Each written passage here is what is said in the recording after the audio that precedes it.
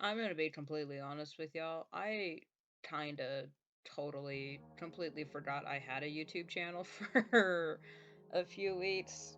I've been really busy working on other projects over on DeviantArt, so if you want to see more of me on my activity, link in the description. I think it's the top link in the description usually. But I do have a YouTube channel, and I did make a bunch of goals and talked about setting realistic expectations for yourself. But a part of setting realistic expectations and making goals is to push yourself to do the things you actually wanted to do. So that's what this video is. Actually, this video. You want to know something about me?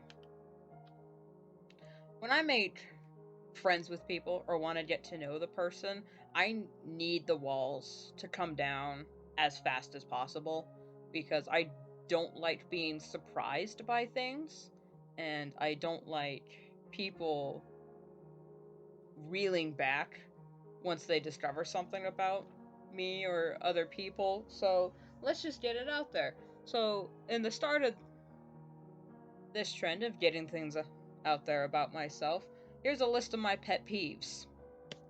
In no particular order, because I just wrote this list, I don't know when I started, a month ago, and was waiting for things to accumulate over time and think about things, because, I don't know, I tend to think I'm a calm and collected and chill person, but then I remember I have anger issues.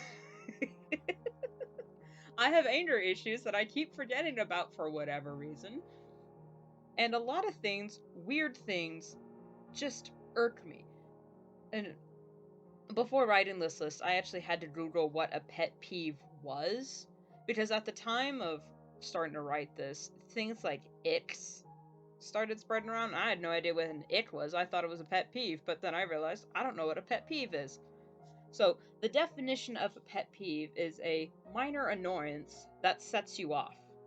So, what it really is objectively, it's a small thing that has no real consequences to your life or anyone else's life, but it just for some reason you just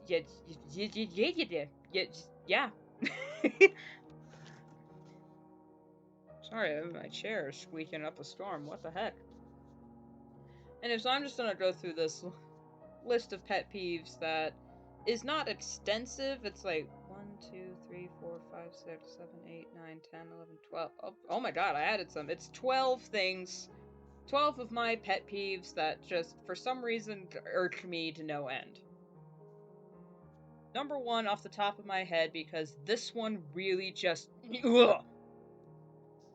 When I ask a question, specifically a time sensitive question, and the person I'm talking to just gives me silence. Or, like, here's a specific example. We don't have an operating dishwasher in our. No, wait, that's not relevant to the story.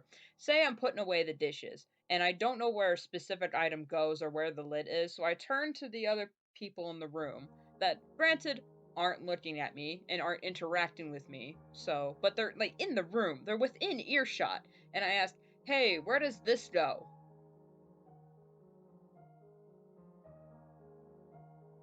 And nothing. Like, they don't turn around, and then I have to stand there and wait for like 3 minutes, and then they turn around and go, "What?" So, where does this go? Oh, it's right there. Thank you. Like I didn't like like I don't have other things to do. I got a lot of dishes to put away. We don't. And there are others examples that I'm not quite remembering off the top of my head, but there are some things where I'm like, hey, where I'm like, or trying to bake something, which, if you want to know anything about me, don't ask me to bake you anything. I got ADHD and neurodivergent up the wazoo. I can't do a recipe to save my life. I mean, I can, but I'm really, really scatterbrained and bad about it. So if I'm like mixing something and go, hey, am I supposed to add the vanilla before or after the rest of this stuff? And silence to someone who's in the room or like next to the recipe book. So to get around this, what I think I should do, and we'll start doing, I have to say the person's name, wait for them to look at me, and then ask my question. Because I swear to God, everyone in my life can't talk through a wall unless they're yelling at me to, like, come over and do something. But everyone else is like, hey, if I can't see your face, I can't hear you. I'm just like, oh, okay. Like, what? Are you deaf? Are you just reading my lips the whole time? What is this? I know you're not deaf. You can't read lips. Anyway, so that's one tiny just. If I'm talking to you, please answer. Because with me, if someone asks me a question, drop everything, answer, get back to what I'm doing. Or if I'm doing something, they ask me a question, answer, get back to what I'm doing. They ask another question, answer, get back to what I'm doing. I can just ba-da-da-da-da-da-da. And I think I might have to do something with me being left-handed and everyone else in my family being right-handed, but that's a different conversation. Okay, another thing that really pisses me off, and this is just plain rude in my opinion. I don't care who you are or what the situation is. If you do this, I'm sorry, I can't hang out with you because I think you're just being totally rude. There's a group of people in a room, and we're all on our phones, but someone has to have their phone at max volume, interrupting everyone else's scrolling to where we actually either have to leave the room or just not just happen to overhear what they're listening to. That's just rude to me, and it's uh-oh. Excuse me, I think I'm getting sick. Anyway, that's just annoying. I mean, it's not interrupting my life. It's not disrupting me in any way. It's just rude and inconsiderate, and it's just like, come on, man. Oh, okay. This next one, I might get a little. I might cuss, YouTube. So calm down. I might cuss in this one. I can't explain it. I am totally fine with the word ain't, gonna, can't, and I'd. I'm totally fine with those types of words. Oh no. No coughing. But I don't know why, but every time I see someone use probably instead of probably, I can't help it. I assume that they are illiterate bastards because it's probably. It's probably. P-O-R-B-A-B-L-E. You dumbass! Probably. Probable. Probability. Not probably. No, who says probably in real life? Oh, they're probably doing something else. No, probably. It's probably. Don't say probably. I don't, but I'm totally fine with ain't. Or jeet, which is did you eat in Cajun? Or I, which is inner city talk for all right. Or gonna. Or do you want to come with? Or here's a couple three. I'm fine with all of that. It's just Raleigh really just skins me alive. I don't know why, and I don't know. Every time I see it, read it, and hear it, I cringe and I roll my eyes at whoever wrote it. Just like, oh my god, just say probably. Sure, it's a few extra letters, but it's probably. Prolly? Who's Prolly? Pralines? That's something completely different. I'm turning into a microwave. This one is just a personal fashion preference. These next two are just personal, just fashion preferences. I absolutely cannot stand crew cut sweaters or elastic cuff sweatpants. Like, crew cut sweaters are when the collar is like right up against the base of your neck and there's like no dip, there's no sag like in a hoodie. Like, I can stand hoodies. I can stand turtlenecks because I don't. Here's the thing though, I also sometimes wear a choker because I'm goth. Or, I used to wear turtlenecks all the time when I was a kid because I was a sad nerd. But something about crew cut sweaters, because everything else about them is baggy, except the collar. And I feel like I'm choking. And that just irritates me when it's just, I feel constricted around my neck. Even though I wear chokers, I wear necklaces, turtlenecks, hoodies, I wear scarves religiously in the winter when I went to high school. That's fine. It's the same thing with sweatpants that have elastic cuffs around the ankles. Why? Why are there elastic cuffs around the ankles on sweatpants? What are you trying to stop? You, elastic around the waist? Yeah, whatever. You need to keep your pants off. But why around the ankles? I my body is always 98.9%. It's just always, I'm always warmer despite wearing hoodies all the time. So I need kind of baggy clothes. So when I wear sweatpants, I need it to be open around my ankles, which is why I wear either ankle or knee-high socks. I wear boot cut and sneakers. I don't know why people hate bootcut pants. They're the best thing that happened since bell bottoms, which I can't find anywhere for a reasonable price. So just, if it's tight around the ankles, I can't do it. Or if it's tight around the neck, but I don't understand the crew cut because everything else about it is baggy. It's just around the collar where it feels like I'm choking. And it might be because I am overweight. I'm not shy about that. I got a bigger neck. So maybe if I wasn't overweight, I wouldn't mind crew cuts so much. But come on, just give me some breathing room. Like, even button ups have more breathing room than a crew cut sweater. That one just bothers me. This next one, shoelaces. Shoelaces and hoodie strings. The second I get a hoodie, if I can, I take out the hoodie strings. They serve no purpose other than to annoy me, because then they get uneven, and then I'm trying to mess with it. Like, I'm wearing a Rise of the Teenage Mutant Ninja Turtle sweater right now, and it has the strings attached because it's sewn into the hood.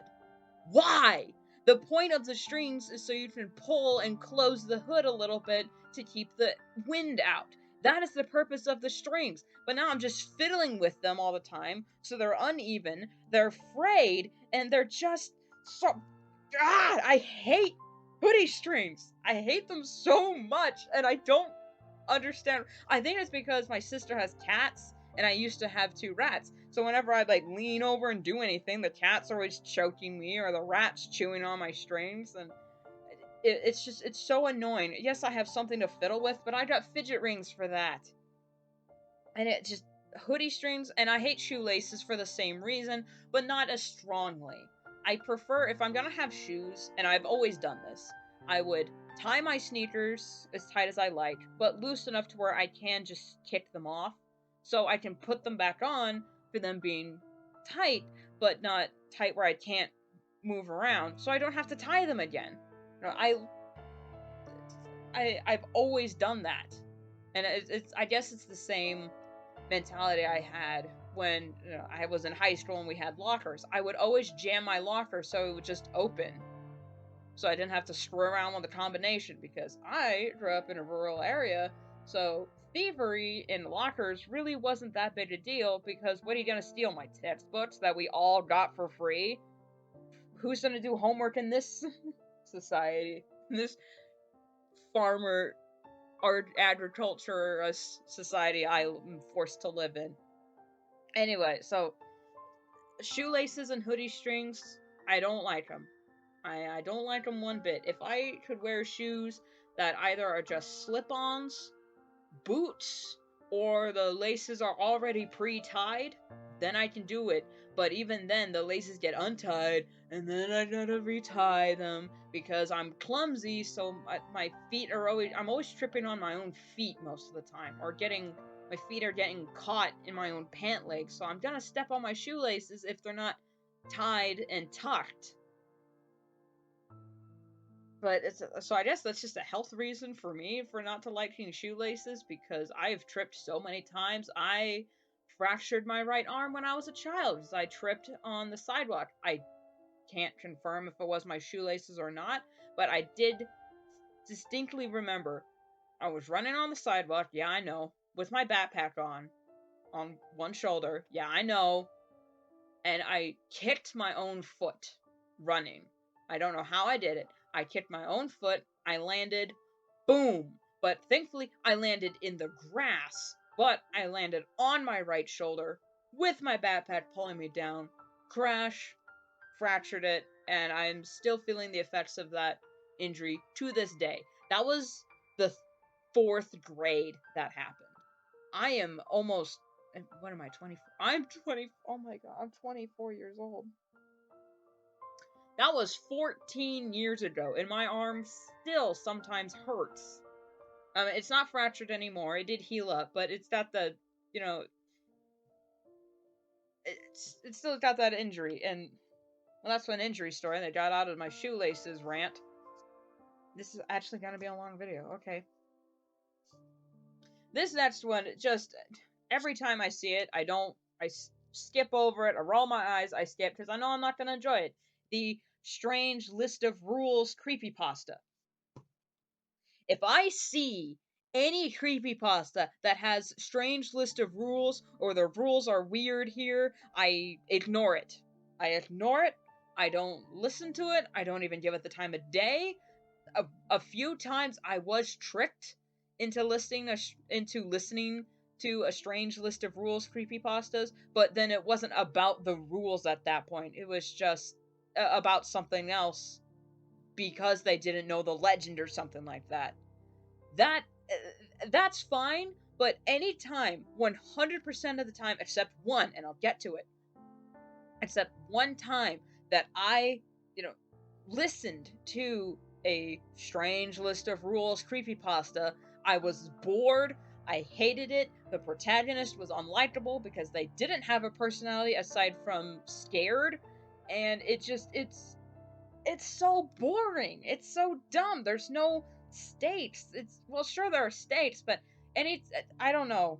It's not my cup of tea. And I hate that creepypasta for the same reason I love any creepypasta that has experiment in the title. If it has experiment or project in the title, chances are I've listened to it. And if you know any experiment or project creepypastas, list them in the comments, please. I am starving.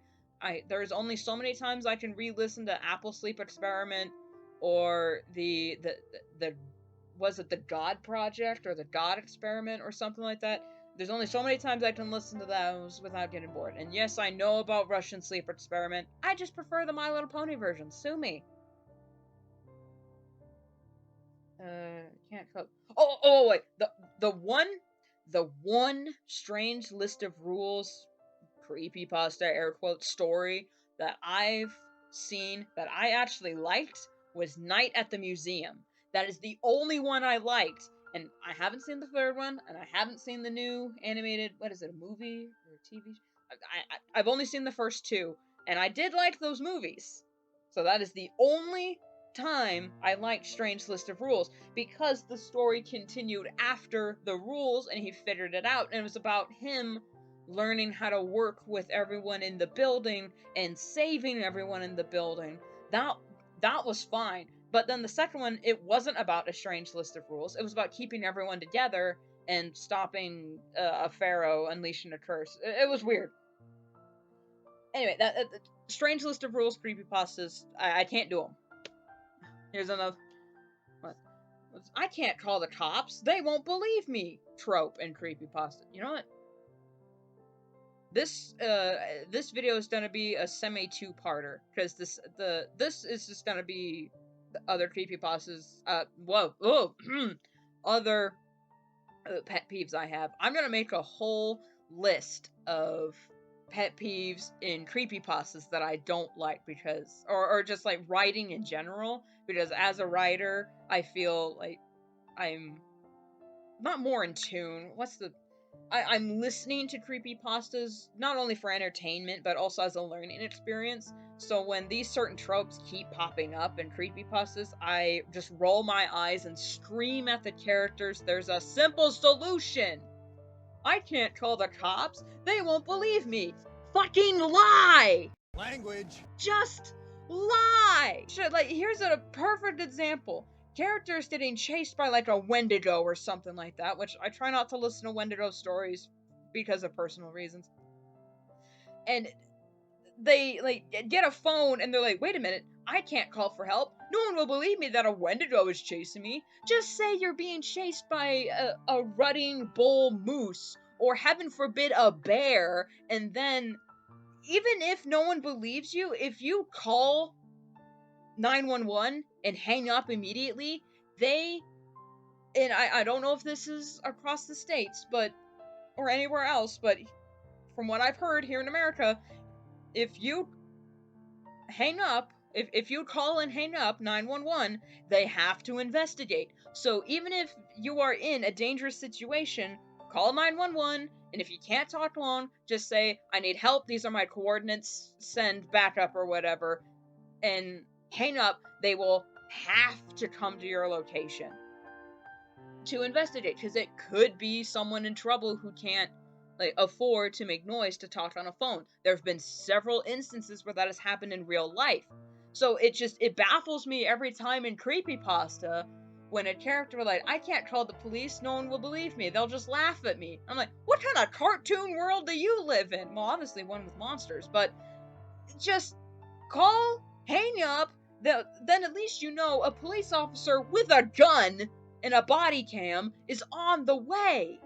Even if they don't believe you, they'll think, hey, we got a prank caller that we need to go investigate and arrest. So then they're on their way, and then they go, oh shit, there's monster, bang bang. Sure, if they die, it's unfortunate, but at least they got it on body cam, they got it on dash cam, and the call is in their record, and you can say, I needed help, something was trying to break in. Just say a monster or like a bear. Just lie. Just lie. Even if they don't believe you, they'll still send an officer. And if the officer dies getting attacked by the monster in this totally real scenario, they will investigate. They will investigate what happened to their officers. And then the forensics comes in and they'll measure the claw marks, the teeth marks, look for any fur, saliva residue. Then it's all on record.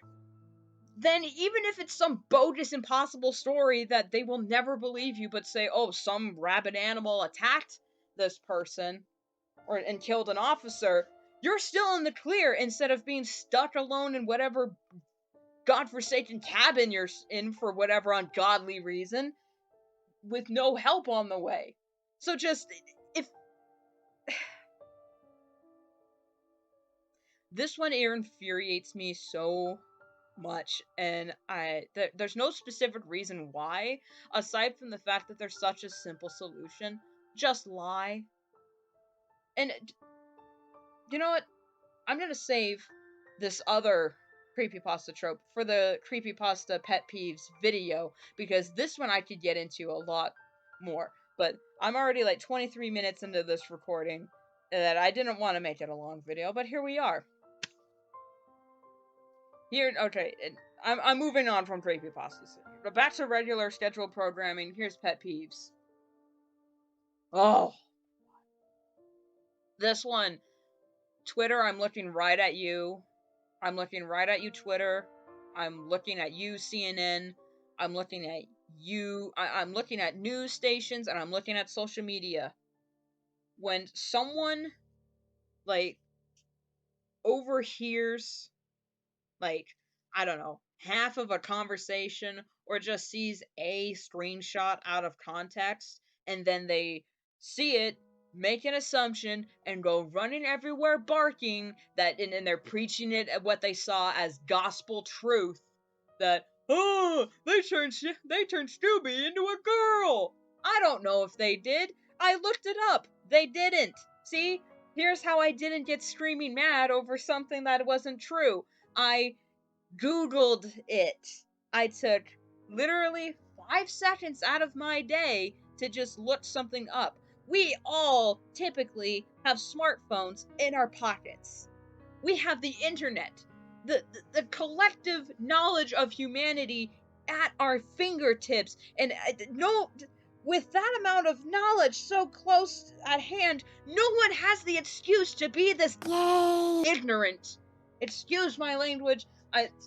Ignorance is one of those things where it's not a pet peeve because it is a genuine. It genuinely pisses me off when people are either willful. I'm so worked up I can't talk. Hang on, water break.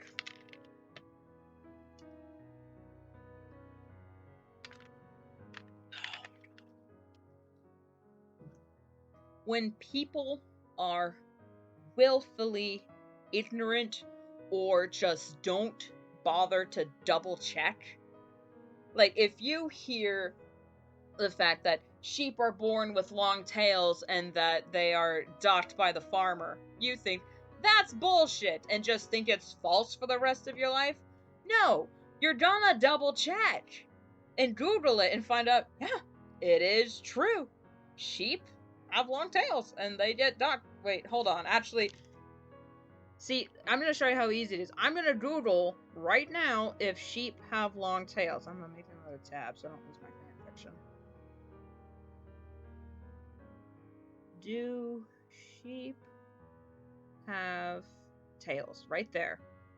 Yes, many different breeds of sheep exist throughout the world, each with varying lengths of tails. Some breeds are born with stumpier tails, which are not targeted for docking, while lambs of other breeds are born with long tails that grow several feet if left intact, but typically they are docked. See? Right there, front page Google, and then if you really want to look into why they dock their tails, then you can just scroll down, which you can do with either your pointer finger or your thumb, depending on how old you are. And it's just all the information is right here. So why is everyone so freaking dumb? I'm sorry, it's just... I shouldn't say dumb, because ignorance is not dumb, you just don't know. But Google's right here! Use it! Please, for the love of God! Look at Google, and if the first article you read sounds fishy, read another article from a different source. Collect information. This is how you research things. Just...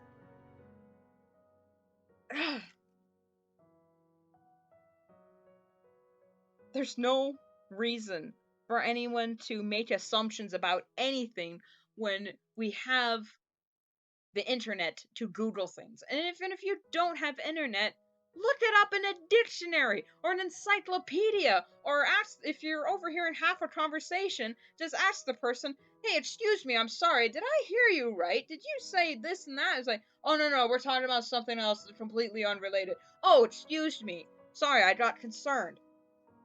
I didn't want to make an assumption. See how easy that is? It's not that hard. This next pet peeve is calling me out. Getting screaming mad over dumb shit. See, this isn't just dumb shit. Well, this is other people's dumb shit, but it's just like a recent example. I found out, if you don't know, M&M's is retiring their spokes candies. And in researching why they're retiring them, is because apparently, you know the green M&M that always had the tan legs with the thigh-high boots that looked smoking? Apparently, they changed her leg color to be white and gave her sneakers, and everyone lost their minds. I'm like, why the do you care? It's an M and M. It's a piece of chocolate that isn't even that good. It's on the package. It's not even the actual candy or a toy or like a TV show or of a beloved character. It's a mascot for candy. Why do you give a fuck? Language. Why are you getting so mad over something so trivial? And why am I getting mad about you getting mad? Why? Because when one dog starts barking, they all start barking. I own dogs. I grew up with dogs. We had 5 dogs at one point. Now we're down to 2. Rest in peace, Jake, Lily, and Fender. But, it's just, what? The internet mentality. And this goes back to the streaming, like, making an assumption and then streaming it as gospel. I want to call this the dog effect, because I was going to call it canary, but that didn't make sense. The dog effect. When one person starts barking, chances are the others will start barking, And then the human would start yelling at the dog to shut up or get concerned. Oh, is there an intruder? Why the dog's barking? And it turns out someone just like moved a cup weird and it made a noise that one of the yappers didn't like. So they start barking, and then the big dog that's actually meant to guard the place starts barking because little dog starts barking. No one knows why anyone is barking. It's because some idiot made an assumption that they knew nothing about, didn't bother to investigate, and now now we're in this room. So I see why rant videos are so popular, because they're really energizing, and I used to have a headache, and I kind of do have one now, but it has subsided a little bit because I am breathing, but my throat's gonna scream at me later. I am getting sick, if you didn't hear me coughing earlier. Alright. Next thing of... Okay, also, internet, I'm looking back at you. X creator hasn't uploaded anything in 2 days. Are they dead? No! They're not dead. They just didn't upload in 2 days because maybe, oh, I don't know, maybe they're sick. Maybe they just took some time off. Maybe their dog died. Maybe their house burnt down or their computer got stolen or some other crap. It's, just because a person, a human being that you happen to subscribe to their content didn't upload in X amount of time doesn't mean they're dead. I know in internet terms that means it's like if you're not constantly posting, you are technically dead. Shut up. That is not how the real world works. And I know the internet is not the real world. I get that. But still, let's use our brains, for crying out loud. Please, can we do that? I'm getting steamed. I'm sweating in here. Why is it so hot? It's January. Hey, I said it correctly that time. Wow. So, yeah, I haven't posted on this channel in, like, what, 2 weeks? 2 weeks. I haven't posted a video. I'm not dead. I'm just doing other shit. I'm worried about other things. I'm trying to work on, oh, I don't know, other projects I have. YouTube is not my life right now, even though I spend a lot of time on YouTube, listening to a lot of people while I'm working on my other things. Doesn't mean I'm dead. Just like, I don't know, lay off.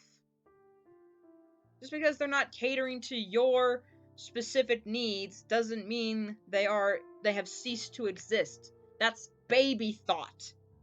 Like, oh, peekaboo, there's a fly in my room? What the hell? So, flies, I swear, some people on the internet are like flies. They're like constantly buzzing around you saying, are you dead? Are you dead? Are you dead? You haven't moved in 2 seconds. Are you dead? Are you food? Can I eat? Mine. Oh, shut up. Get a life outside of the internet, please. As someone who lives on the internet, please touch grass. Go outside. Let people have a life. Let's calm down a bit. Okay, this next pet peeve. Every artist has this one. When you draw on the wrong layer, every artist has done this. I don't know of a single artist who hasn't, except maybe like traditional artists, but they're not dealing with this. When you draw on the wrong stupid layer, I've done this so many times, and it either makes or breaks the drawing experience. Like, because if you actually did your line art on the sketch layer, you can just like sort of clean up around the line art a little bit, and it's fine. But if I accidentally am coloring someone, or hang on, let me think of an example that actually. Well, recently, I'm working on a bunch of character references, and I'm coloring this character's eyes. And I zoom out to, like, check all the layers. Because you should do that regularly, because I have drawn on the wrong layer so many times, because I thought I clicked on the next layer down, but turns out I didn't.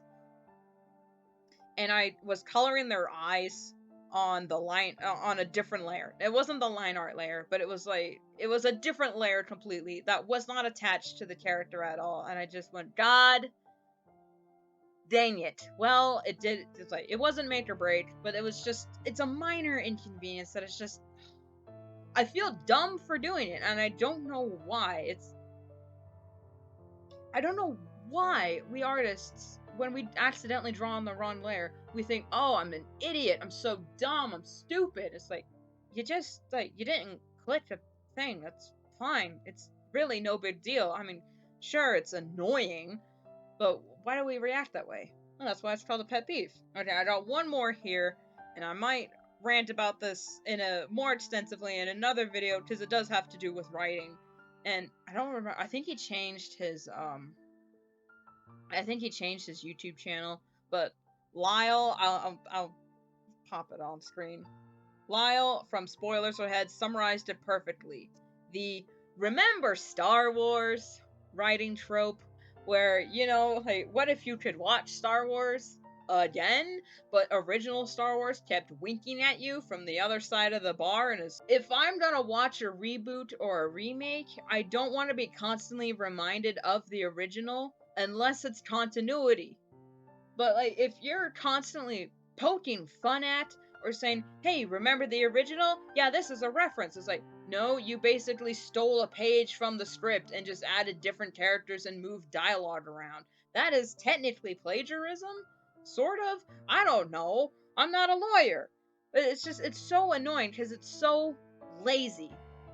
And Disney has been doing it with their remakes. Says, oh yeah, remember this theme that was in the original? Good thing we're not like that anymore. It's like, here's a perfect example. Everyone, as a baby, you wear diapers. Duh. But it's like if someone, like, if you're in your 30s and your aunt or someone was like, hey, yeah, remember when you used to shit your pants and cry for mommy? Yeah, glad you don't do that anymore. It's like, I'm an adult now. Things have changed. I'm not a baby anymore.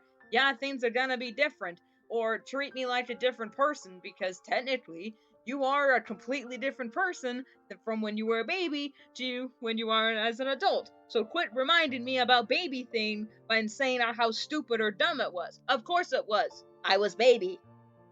It's the we want OG fans to come back because that's where the money is. But we want to write our own story because we don't actually give a flying about the source material, because it's trendy for showrunners to hate the source material of the show or property they're working on. So let's just reference the source material just enough and say how stupid it was. But that's the thing that people liked about the original. That it was, say it with me, original. It wasn't trying to be anything else, and if it did make a reference, it was either tactful, made sense, or just shut up. I don't know. It's just, I'm 30, mate. 30, mate. I thought it, mate. No, I'm 24.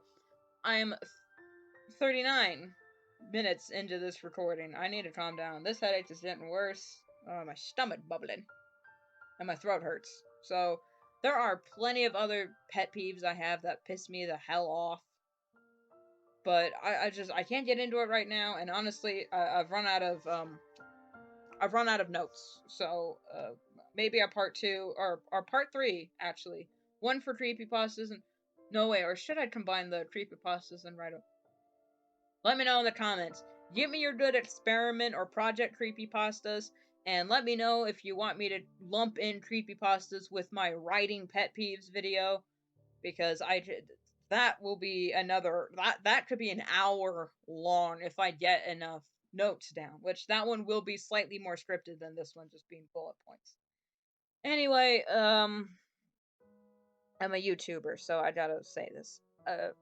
If you liked the video, click like. If you disliked it, click the dislike. It doesn't do anything anymore, but hey, you can feel spiteful about, hey, you hit the dislike. If you want to see more, you can just watch the other videos. You don't have to subscribe, but it just lets you know when I upload again, because that might not be for another few months, and you don't want to miss the next thrilling installment of Rune losing her goddamn mind over stupid crap and talking about art stuff. I don't want to be a rant channel, but if things keep going the way they do, I might turn into one. Y'all unlocking my villain arc right now. I'm gonna have my villain arc the first page on my YouTube channel, so that's gonna be fun. Where's my Darkiplier version? Anyway, like, Subscribe. Be sure to, if you have any good uh experiment creepypasta, I said that already. Or if you just want to say hi, it boosts the algorithm because views don't really mean anything anymore on YouTube, but they kind of do because watch hours and ads, even though I'm not monetized yet. But interaction gets the juices flowing for YouTube. So comment, share, friends and family. I don't know. That's not going to be my official outro. I said in my goals or resolutions video that I'm gonna figure out how to do an outro. Uh, cut the black, roll the music.